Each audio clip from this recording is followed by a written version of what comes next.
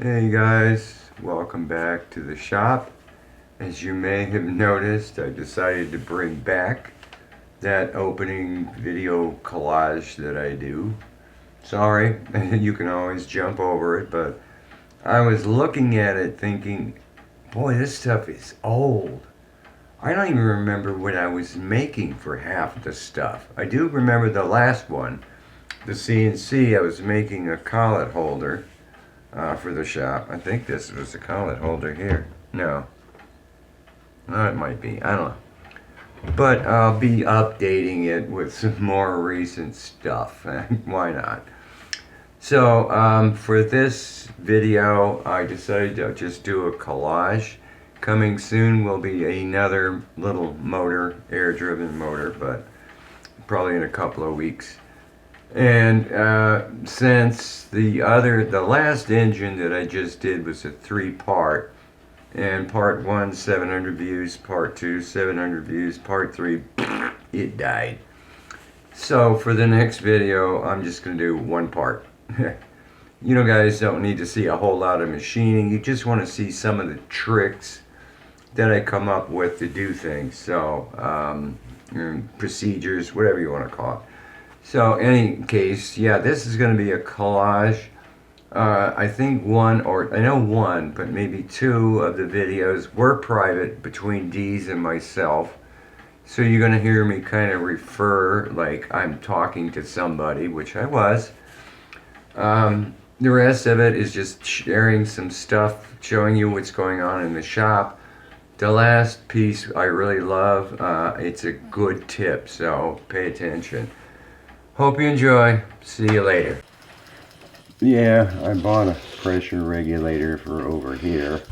Need to build a stand for it, and I'm trying to get a different gauge which goes to lower pressure. This is what, 160 psi, but you can see that needle is like almost on 0. I can crank it up here and really get it going. That flies. That's about 10 psi. How slow can I go? Let's really get it. Oh, that's ridiculous. You can see this wheel going boom, boom, boom. But it's got enough of momentum to keep it going and push it back up. Jeez, some Pete's. How about even less? Teeny bit less. Nope, that killed it. Yeah, a little more air. Wow. This is a fun thing to play with. I pulled out my radial engine and I guess it doesn't run. I think the grease or the oil just set up in it. But build a stand for this thing, that'll be cool. So I can control air over here and disconnect it. This fitting is interesting. I think it's for hard plastic because you push this and that's the release, but I can just pull it out anyway and stick it back in there. I mean, 10 psi didn't pop it out. So I can have any engine I want here, just push the hose in here and it works. Nice. I think this is made in the US because this set screw is Imperial. Ooh, this is moving, yeah. Alright, well, I gotta put Teflon tape on this thing to seal this, but alright, let me do that now. Just arrived and I'm hoping for the best here. Because of the height limitations on the mill, I have used stub length drill bits quite a bit. And I was looking for something, I forgot, and stumbled across this. Chicago Latrobe, the number set stub length. Really? I think it was 113 or something off eBay. Can't get it open. Okay, figures. What do? Cut. I don't want to cut the contents here, but I have no choice. There it is. Yeah, they showed a picture of the box, everything. Chicago Latrobe. What is it? Why does it say Walter? That's new. But, ow, hopefully it is stub. As I have needed a stub length number. Oh, it has to be. This is pretty short. Does it look small? Yeah, they're a little bit smaller than the normal. Oh yeah, definitely. Oh, oiled to death. So I gotta turn them all over. A lot of people have asked, why do you turn the drill bits over? Because when you reach and try to pull it up, you like getting cut up. These suckers are sharp. So if you flip them all over, you don't get cut. Ooh, man, wow. These are really short. Look at this teeny one, man, wow. That is short. Great set. I love it. Well worth the money. I can add it to the arsenal of tools that I have. I need to put some gloves on and de-oil them all. So cool. Well worth it. They have also, I think, the A to Z in stub length, but I can't. Where I have the fraction, the 16th to up in stub. So always trying to find metric stub. I can't find it. Alright, this is definitely an experiment. Speed pack. So yeah, from China, $2 for an edge finder. Free shipping. I don't know, they can't make profit out of that. But yeah, it costs them more than $2 in gas to get it here. Definitely. I need a new blade, but bang. Crazy. Wow, it's a different box than was pictured. Pictured was you couldn't see through it, and it was yellow. But is this tape? There, no, it's not. Wow, crazy box. Interesting little thing. Yeah, it's going to be soaked in oil. Like I said, it's just an experiment. I think this tip is small. I mean, could come in really handy. Why is there a thing there? I don't know. But, whoa, yeah, nice. Nice. Wipe it down with something here. It's definitely covered in oil. Oil, grease. I think it's oil. But, wow. Why is that there? It's on the other side, too.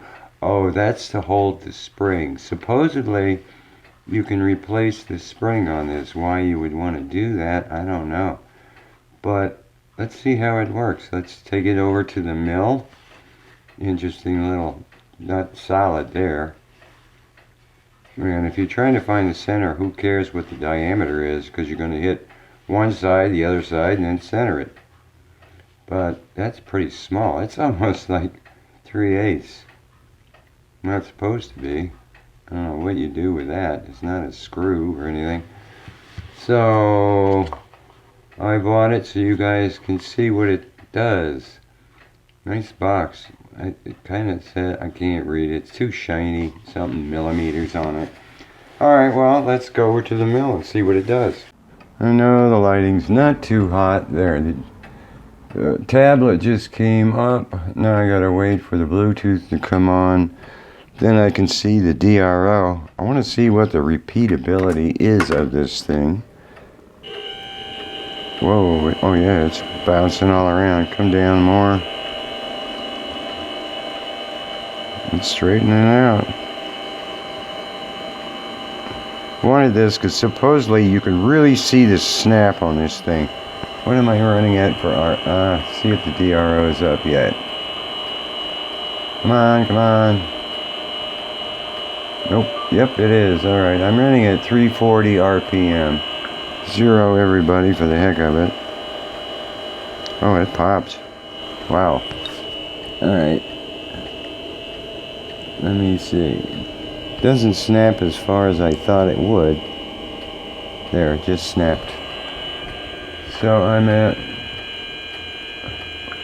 1 thou. If I take it back out, sometimes if I take it up higher RPM, 200, 400, 500. What am I at? 2 thou. 1 thou.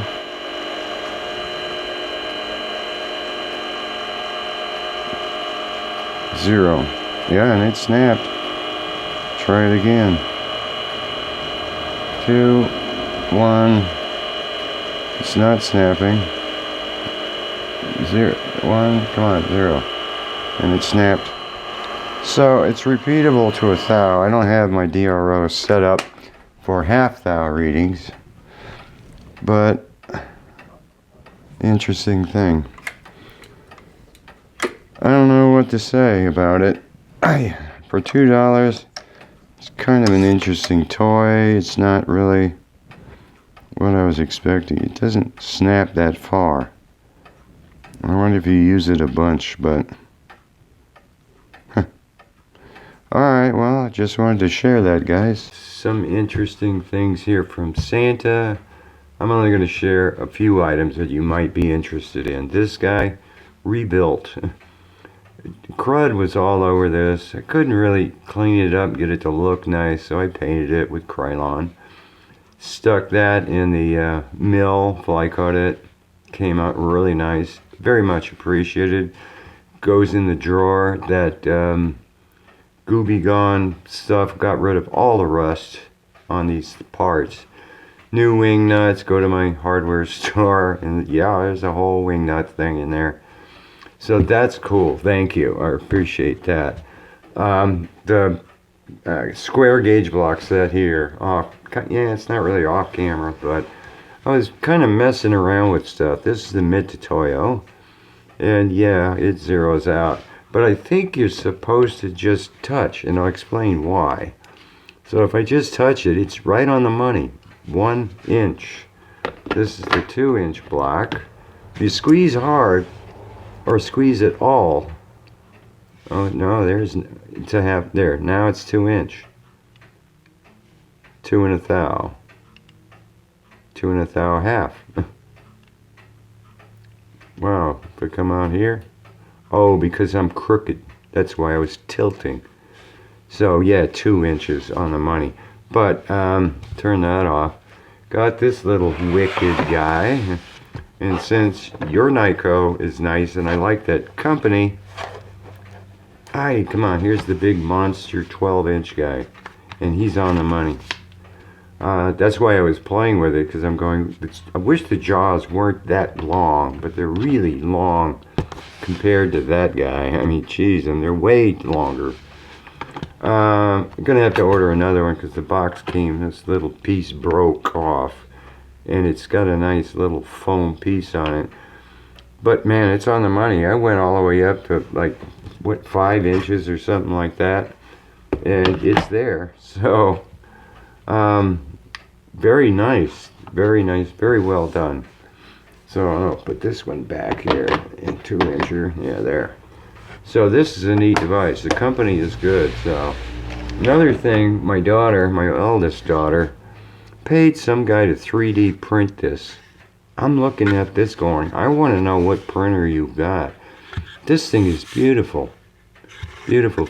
And he must be a master of CAD to do all this and get it to fit. The lettering is absolutely crystal clear on this thing. And I know this was printed like that. It's kind of rough here, boy. Interesting grain, but the whole thing, oh, look at this. LEBD in the bottom of it. It's kind of a stupid device. You know, she said, oh, you put your screw here and it rolls down and it'll fall. If it's a 12 millimeter, it'll fall in there. And he's even got this thing scooped in the bottom so you can get your screw out. But I want to find out, I know this is PLA, but what were his settings and what's the machine he's using? I hope it's not one of those $1,000 machines. The Christmas party, there was a white elephant. This was actually something my wife got. Nobody else wanted to steal it from her. I'm looking at it going, this is a nice set. Security Torx, regular Torx, Allens, all kinds of stuff in here. But the kicker is this little ratchet thing. You can get it out. Come on, there. Geez, it's really stuck in there. They do it nice. But yeah, it's got a really nice feel to it. And you have to push the button to angle it. And it locks. I like the locking. Usually they're always loose. And so you're trying to work it and it's flopping all over the place. I don't like that. But it's got a really good feeling ratchet to it. So she was trying to give it away. I said, I'm glad you didn't. Actually, the pieces in here too look better than the ones I have in my set. So I might just swap them out. I don't know. And it's a nice small case too. It'll fit in the drawer with the other ones. So I like that. So that's kind of all I wanted to... Oh yeah, one more little thing. This was cool. I could not find anything ever micro 100 that small that goes that deep. That's got to be an inch. What is it? From here to here. Yep, 1 inch pretty much. So I was thrilled with this. This was $45 or something, I know. But I've got a really short one down in the drawer. So I'm going to put these up in the Kennedy with all my other boring bars so I don't forget that I have them. What else? Oh yeah, the last thing is my wife actually saw. Now I know where you got this box from. Tooth Fairy. It's a cool box though. I like it. It snaps well. So somebody's molar or crown was in this box, but I don't care. So micro 100. I've got a lot of other stuff that was really cool for Christmas. So I hope you had a good Christmas and got a lot of good stuff too. I do not understand why the simplest projects take an entire day. Yeah, I have a lot of plastics. It's free. Why not? So I've got another gauge coming. This is what? This is 1 to 160. So it's hard to see the fine stuff. A little fitting on here. All I have to do, any engine I make, plug it in there. Done. It's ready to go.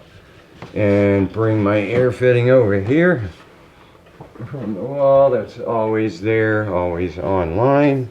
Disconnect that. Oh, it sounds like the air pressure's low. Disconnect it right up. Done. And the engine's ready to go. Do I have any pressure on here? I do now. Whoa. Slow, slow, slow, slow, slow, slow. Look at how slow this thing can go. I can go even slower than that. This is a blast. How's that? Oh, that's just ridiculous. You can actually see the wheel jerking as the piston moves. Slower. Even slower. There you go. How's that? And then I can crank it up. The needle doesn't even show. It might be 1 psi or something, but take it up to about 5. There's 5. Oh, that thing's flying. I don't want to ruin my engine. That's plenty of speed right there. So, on to build the next engine here. Just disconnect it, and here's gone. Where is my... I love these. I showed you this before. These things are great. Of course, this is going to get dusty. I wish there was a place I could keep it permanently here. But there isn't any spot for it. But, yeah, just messing around with this thing. I decided to paint these guys Duplicolor red. Take them off. That way it'll remind me in the future that the cylinder heads come off. I didn't know. I thought it was one solid piece, and I undid the nuts going, oh wow, nice. Get the oil out of there and so on. I need a prop. I wanted to put something on here, but I cannot find a 3 or a 3.5 inch prop for this thing. Wood. Amazon, any place. So I'll probably have to carve one myself.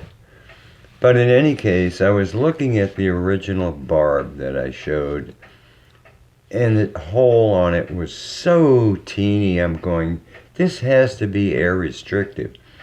In a standard 1-cylinder engine, you put air in, push the piston down, then you have to wait for the piston to go back up to get rid of the air in the cylinder. This one, okay, you push the cylinder down. Now, while that one's evacuating the air, you have to put air in the next one, and then the next one. So the pressure never has a chance to recover. So I made a new barb, a lot bigger hole, and yeah, I can run this thing on 10 psi now. That's 10. There it goes. It's running. I can take it way up. Oh, I can feel the air. Oh, it's speeding up on its own. Wow. I can run it probably at 9. Take it down. There's 9. It's still cranking. I wonder if I'm out of balance. Ooh, I gotta go back up to 10. Oh, this prop came loose here. There. Back up at 10. I guess it jams. Ooh, it's speeding up. But, okay. Stop the thing. So, I was right. It needs more air. I mean, before I had the thing straight on it, just dumping 30 psi into it so it ran. But I kind of like the red. I just got to figure out what to do for a prop. Maybe someday I'll find one. Well, I just wanted to share that little bit. Wow. I absolutely have to share this. Barbecue grill. You know how bad those things can get. Baked on food, black. I mean, it's a mess to try to clean. I saw this stuff. Somebody used this in a video, someplace, and so I asked for it for my birthday. This wasn't that expensive. I think it was maybe $20 or something. I used it from here to here, barely anything. I spread one of the big giant 33-gallon black trash bags right here on the floor. Put the grill in the middle of it. Took this thing, it's got a clear safety, so I just popped a little hole in it. Just splashed it all over the grill. Sacrificed one of my 2-inch brushes. Let me get one out here. One of these guys. And just brushed it, and you could see everything dissolving. It's almost spotless. I could not believe it. So if you can, let me see how much this costs here on my computer. I want to go to, there's Amazon orders. Got search orders, ZEP, Z-E-P, right? Z-E-P. Oops. I didn't hit, I hit the O by accident. P, enter. Well, I'm thinking about it. It was, click on it, 1 gallon, concentrated pro, $12.98 for that. That is well worth it. Because when it was done, I took the grill out into the street, just hosed it off. More stuff was flying off of it, chips of black food. Cleaned it off, stuck it back in the drill. You could just pick up this whole mess, the trash bag, and dump it along with the brush into the trash can. Done deal. This is an incredible find.